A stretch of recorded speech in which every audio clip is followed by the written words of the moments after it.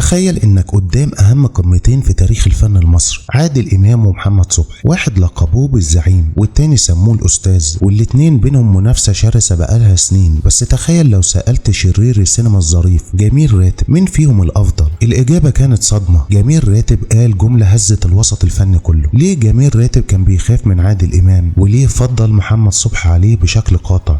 النهارده هنفتح الصندوق الاسود للعلاقه دي، وهنعرف سر الخلاف الصامت بين المدرستين. استعدوا لان الكلام اللي هتسمعوه النهارده ممكن يغير نظرتكم تماما للاتنين. عشان نفهم تصريحات جميل راتب لازم نرجع بالزمن لورا شويه للوكيشن التصوير. جميل راتب اشتغل مع الزعيم ومع الاستاذ وشاف بعينه اللي محدش شافه. لما سالوه عن الفرق في التعامل ما ترددش وقالها في وش الجميع. قال عن عادل امام هو الزعيم في مكان التصوير، الكل بيعمل له 1000 حساب. الجمله الاخطر اللي قالها عن عادل امام، الواحد بيبقى خايف انه يقول اي حاجه. يا ترى كان قصده خوف رعب ولا خوف احترام لهيبه النجم الاوحد؟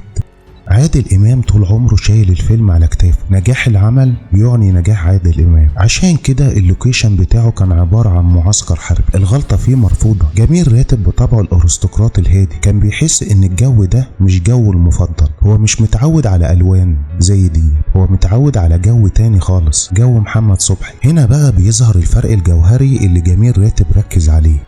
جميل راتب وصف الشغل مع صبحي بكلمة واحدة: عيلة، حالة عائلية دافئة. قال ان في تفاهم غريب بين صبحي والممثلين، مفيش حواجز، مفيش خوف. جميل راتب كان بيشوف ان صبحي بيسمح بالمناقشة، بياخد ويدي في الكلام، وده اللي خلى جميل يقول جملته الصريحة عن محمد صبحي: احنا في حالة عائلية واحدة. لكن استنى، الموضوع مش بس راحة نفسية في اللوكيشن، الموضوع اكبر بكتير. في سر تاني خلى جميل ينحاز لصبحي، سر له علاقة بقيمة الفن نفسه.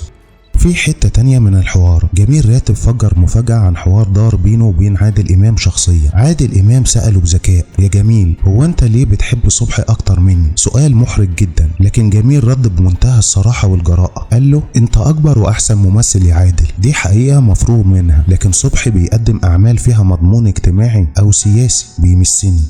هنا بقى عادل امام مسكتش ورد غير متوقع بالمرة. عادل امام قال له: طب ما انا كمان قدمت الواد سيد الشغال وده فيه مضمون اجتماعي. جميل راتب علق على الرد ده وقال له بابتسامة ساخرة: اوكي ده رأيه، لكن ده مش رأيي انا. جميل كان شايف ان سيد الشغال كوميديا للضحك مش قضية زي مسرح صبحي. الخلاف هنا مش مين بيمثل احسن، الخلاف هنا على رسالة الفن. جميل راتب كان بيميل للمدرسة اللي بتقدم فكر حتى لو كانت اقل جماهيرية. طيب لو حطينا جميل راتب في اختبار حقيقي، اختبار الاختيار الاصعب، المذيع سأله: لو جالك سيناريو من عادل امام وسيناريو من صبحي والاتنين هيتصوروا دلوقتي والعملين حلوين وفيهم رسالة، هتختار مين؟ جميل ما ترددش لحظة واحدة، الاجابة كانت جاهزة في قلبه قبل لسانه، والسبب هنا كان عاطفي بحت بعيدا عن الفن والاحترام.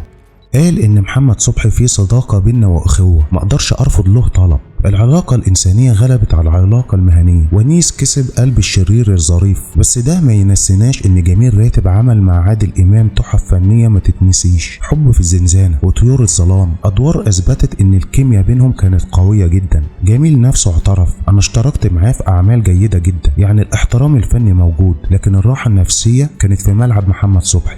تعالوا نحلل الموضوع ده نفسيا. ليه جميل راتب ارتاح لصبحي وخاف من عادل امام؟ عادل امام مدرسة النجم الاوحد، هو الشمس والكواكب بتدور حواليه، وده مش عيب، دي طريقة ادارة ضمنت له القمة 40 سنة. محمد صبحي مدرسة المسرح المنضبط، الفرقة كلها تروس في ماكينة واحدة. جميل راتب بخلفيته الفرنسية وثقافته كان بيميل للجو الديمقراطي الهادي. الرهبة من الزعيم كانت رهبة من المسؤولية الضخمة اللي بيفرضها في اللوكيشن. اما الاستاذ فكان بيقدم لجميل راتب دور الاب الروحي في الحقيقة والتمثيل.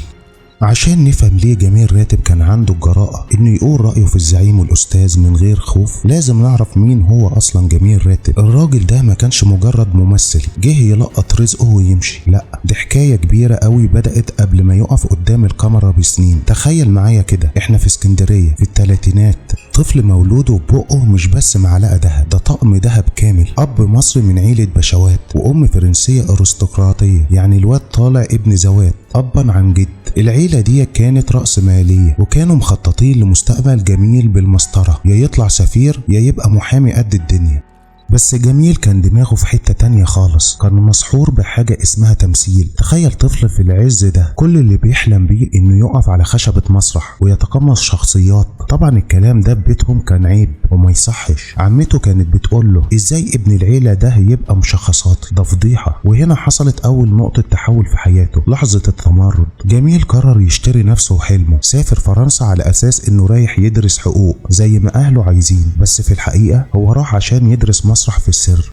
وهناك في باريس بدأت المعجنة الحقيقة اللي صنعت شخصيته. لما أهله عرفوا إنه بيزوغ من الحقوق وبيروح معهد التمثيل، عملوا معاه الصح، قطعوا عنه المصروف تماما. قالوا له ورينا شطارتك يا سي جميل. وتخيل بقى ابن البهوات اللي عمره ما شال كوباية مية في بيته، فجأة لقى نفسه في شوارع باريس محتاج ياكل ويعيش ويدفع إيجار أوضته اللي فوق السطوح. جميل راتب اللي احنا شايفينه رمز للشياكة اشتغل جرسون في قهاوي باريس، واشتغل شيال في سوق الخضار. مش بس كده، تشتغل كومبارس صامت عشان بس يوفر تمن تذكرة المترو يروح بيها للمعهد. الفترة ديت اللي هو سماها فترة المرمطة هي الفترة اللي كسرت فيه غروره وعلمته يعني ايه فن حقيقي بيطلع من الوجع. جميل راتب نحت في الصخر حرفيا لحد ما قدر يثبت نفسه في فرنسا وانضم لفرقة الكوميدي فرانسيز. وده يا جماعة زي ما تقول كده انك تلعب في ريال مدريد بتاع التمثيل، حاجة قمة في الفخامة. ولما رجع مصر رجع وهو نجم كبير وممثل تقيل، مش واحد لسه بيجرب.